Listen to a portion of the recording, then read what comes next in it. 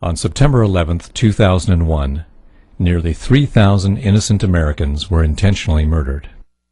Over 1,000 soldiers have died and thousands more have been maimed or wounded. We dedicate this video to their memory and to the capture, trial, and punishment of those responsible. Please join us in a prayer or moment of silence in tribute to them. In its final report, the 9/11 Commission ignored the following significant facts and questions that conflict with that report's conclusions. Why did a third skyscraper at the World Trade Center that was not hit inexplicably collapse? Building 7 at the World Trade Center was never hit by an airplane and had no significant fire. It was 47 stories high. It was constructed of steel.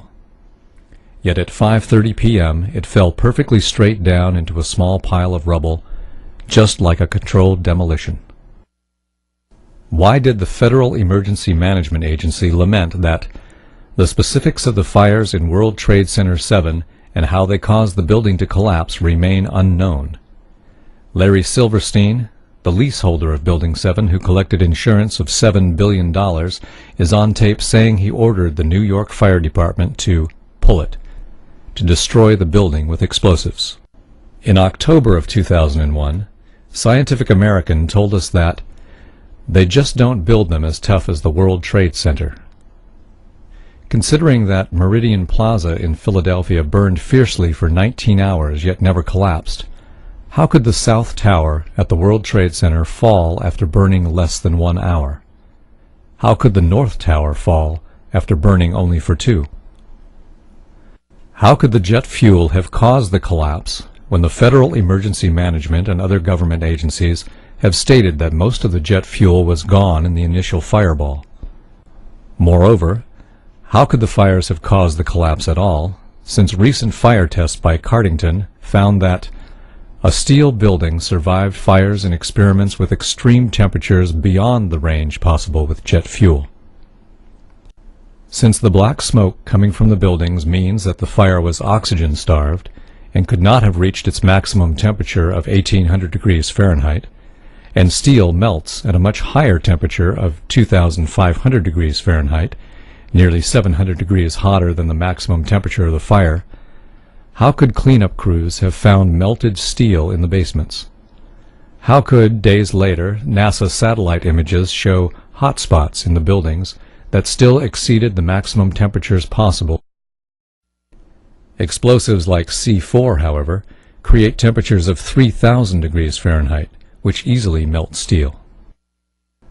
Why did Fire Engineering magazine tell us that no steel building has ever been destroyed by fire, that the World Trade Center investigation was a half-baked farce? Why was all of the important evidence illegally destroyed, some before the investigation began? Why was $40 million spent to investigate Clinton's sex life while only $600,000 was spent on investigating the World Trade Center fires and subsequent collapse? Why did the entire 9/11 Commission spend only $15 million while expenditures on Clinton's lies exceeded $65 million? How could the airliner's impact have caused the collapse when wind gusts from storms had at times been greater than the impact of the airliners? Neither tower was bent, nor did they creak or groan at any time. Firefighters said they seemed sound and reported that there were no fires they couldn't control. How could the building collapse at the maximum speed of gravity?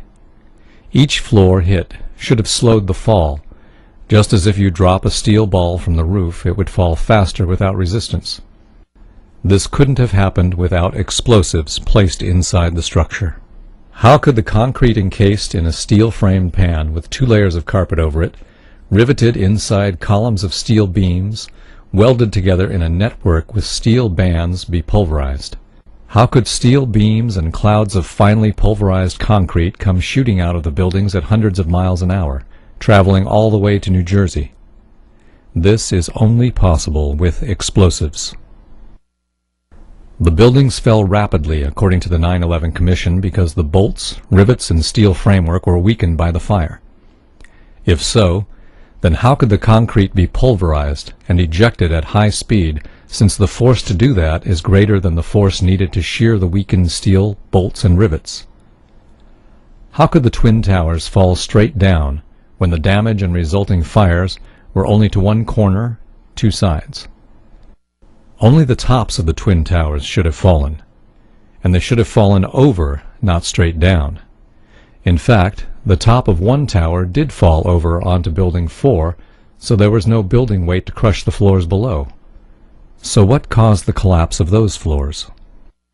How could a hijacker find and hit the Pentagon whose flight instructor said, "I'm still to this day amazed that he could have flown into the Pentagon. He could not fly at all"? How could a pilot this bad have the flight controllers comment, "The steep turn was so smooth, it's clear there was no fight for control going on"?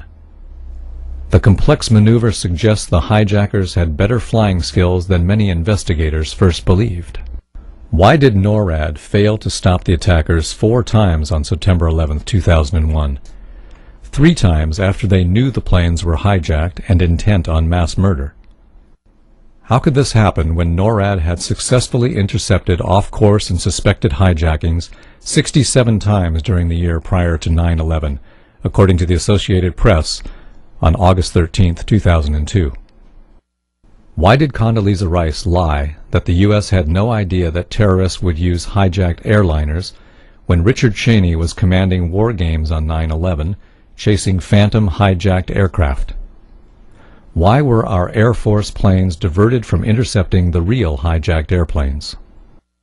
Isn't it too much of a coincidence that the 4 hijacked aircraft had only 20% of their seats filled, while all other transcontinental flights that day had 70 to 90% of their seats occupied? Why did the New York Times not publish the results of a Zogby poll which showed that 66% of New Yorkers want the 9/11 investigation reopened? This poll also found that 49% thought that VIPs in the government knew ahead of time and let it happen. Thus, the final report does or will not answer many important questions and has many inaccuracies.